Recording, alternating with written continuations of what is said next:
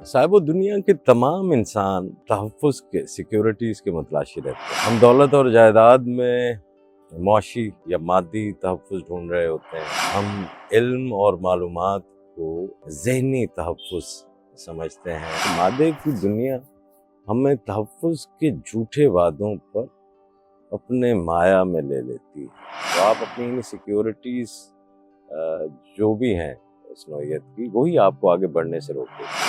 साहिब दुनिया के तमाम इंसान तहफ़्फ़ुज़ के सिक्योरिटीज़ के मुतलाशी रहते हैं, मुख्तलिफ़ नौइयत और मुख्तलिफ़ दर्जों की, मगर चाहते सिक्योरिटी हैं, तहफ़्फ़ुज़ ही चाहते हैं। हम दौलत और जायदाद में मुआशी या मादी तहफ़्फ़ुज़ ढूंढ रहे होते हैं। हम जज्बाती तहफ़्फ़ुज़ या इमोशनल सिक्योरिटी जो है वो वालिदैन, ख़ानदान और दोस्तों में तलाश करते रहते हैं। हम इल्म और मालूमात को ज़हनी तहफ़्फ़ुज़ समझते हैं, मेंटल सिक्योरिटी के तौर पर इस्तेमाल करते हैं। इसी तरह रूहानी तहफ़्फ़ुज़ की तलाश में हम अपने तईं एक रूहानी ज़िंदगी तख्लीक करते हैं, एक ऐसा एहसास जो हमें अंदरूनी अमन और सकून फ़राहम करता है। वो चाहे रसूमात हों, मुराक़बे हों या जितनी भी दीगर चीज़ें हैं, तो आला शऊर के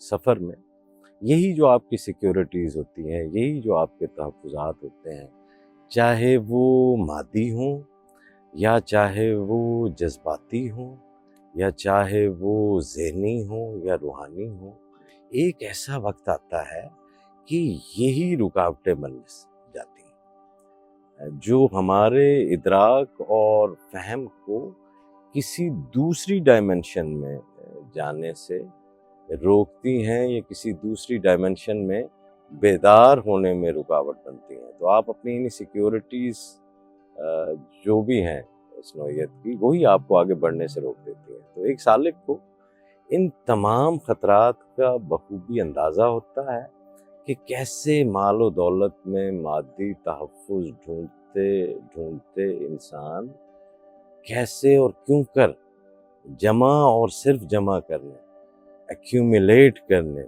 एक्वायर करने में ही सर्फ हो जाता है। तो मादे की दुनिया हमें तहफ़्फ़ुज़ के झूठे वादों पर अपने माया में ले लेती है और फिर वो परिंदे जिनको आफाक में उड़ना था, वो सुनहरे पिंजरों में रहने को तरजीह देते हैं।